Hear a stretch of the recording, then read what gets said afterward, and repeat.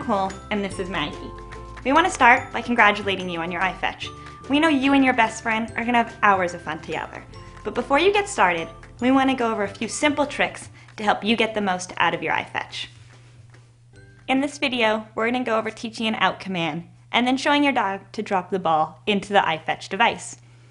Training your dog to use the iFetch is a great way to strengthen the bond between you and your dog. So let's get started.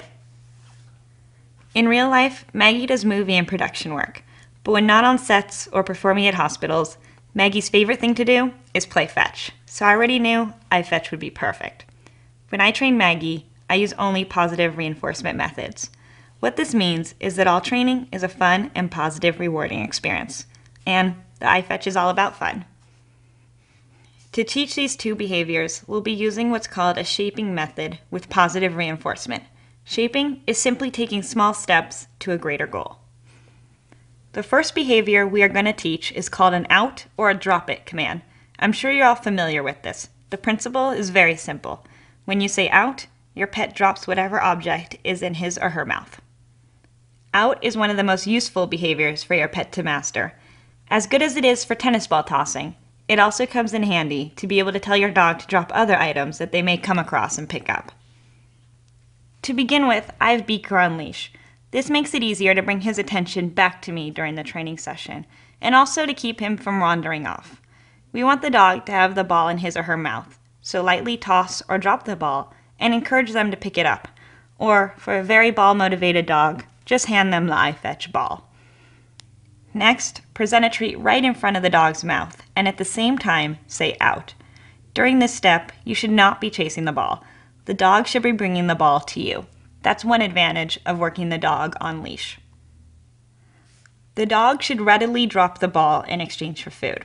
If this doesn't happen, choose a more rewarding food, such as higher smelling, tastier treat. For example, try a bit of ham or chicken instead of a dry biscuit. Another option is to wait till your dog is more food motivated, like before dinner. If you have a dog that's very excited for breakfast time, then try training for their breakfast food. When you have reached the point your dog is ready to spit out the ball, we're going to add some duration. So you'll spread out the time before presenting the food. Say out, wait 1 beat, then give the reward. Now we're going to shape this behavior even more, but don't move on to this step until your out happens every time that you ask. Then you can slowly make it more difficult. Be patient, it'll be worth it. Right? You ready? You're a good boy. The next step is not to reward every single time. This makes it a game for the dog, as they're unsure when they'll receive the treat. You may want to try treating every 3 times, then mixing it up a bit. A few important things to remember. Don't skip ahead to this until you're sure your dog is ready. Only reward when you say out and the ball immediately drops. If your dog hesitates, looks around, then drops the ball, don't reward him. If you do, you're rewarding that delay.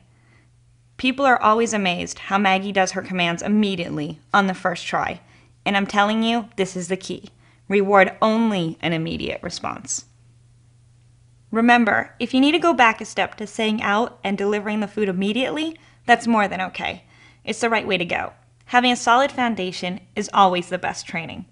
Don't change anything till it happens every single time. Then you can start to add difficulty.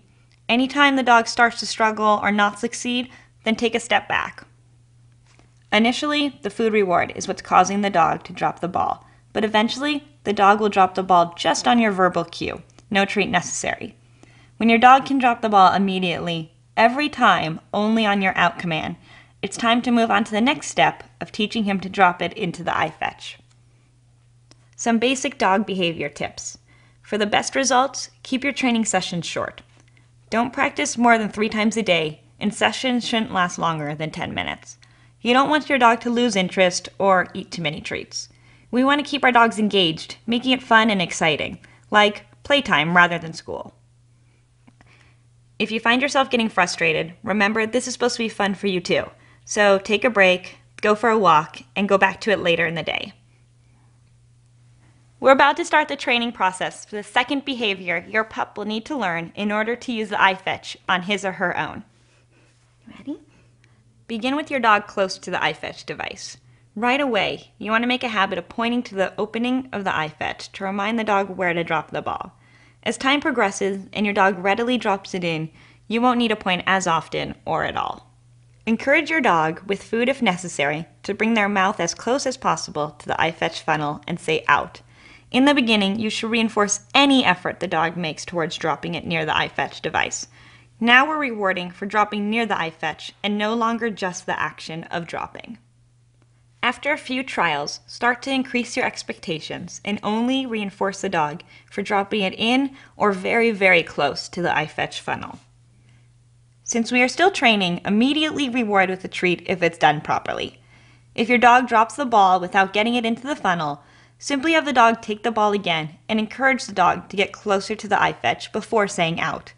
What we're trying to communicate to the dog is that dropping the ball specifically into the iFetch funnel will get you a reward. You can expect some trial and error as your dog understands that dropping the ball next to the iFetch isn't good enough, but dropping it in gets positive reinforcement. Another way to explain this is that we're shaping the dog's drop behavior into the iFetch. Continue this pattern of training until the dog reliably drops the ball into the iFetch device every time. Let's review a few helpful tips. When training, it's best to only practice with the iFetch device to create a solid foundation. Don't practice more than 3 times a day, and sessions shouldn't last longer than 10 minutes. And always, keep it fun for both of you. In the training process, it's not unusual to hit some bumps in the road, but with time and patience, you and your dog can overcome them. And remember, you can always take a step back. For example, if you feel like your dog is getting frustrated and is unable to get the ball into the iFetch, then reinforce any behavior towards the iFetch and make sure your dog gets rewarded. When teaching any new behavior, there's a learning period. During that time, it's not uncommon for your dog to offer behaviors he or she already knows in an attempt to get the reward. It's important to never reward these behaviors. Something else that might happen is your dog may back up when approaching the iFetch. It's new, it's different, they're not quite sure what it is. When this happens, simply lure them in with a treat and give them the cue to drop it as close to the iFetch as possible without making them nervous or timid. Over time, through multiple training sessions, you'll shorten the distance to the device. This won't happen with all dogs, but if it does, just have that extra bit of patience and slowly shape your dog to drop the ball closer and closer. You can also help your dog get more comfortable with the iFetch by rewarding him for going near it, and then the iFetch just becomes another part of his house. Once your dog drops the ball consistently into the iFetch and he figures out the game, you'll no longer need to use food or verbal cues. Just give him the ball and let the playtime begin. Remember to always keep it fun and exciting. This is a new journey for both you and your dog, and I'm sure you'll find the training process a great adventure. Ready? Yes.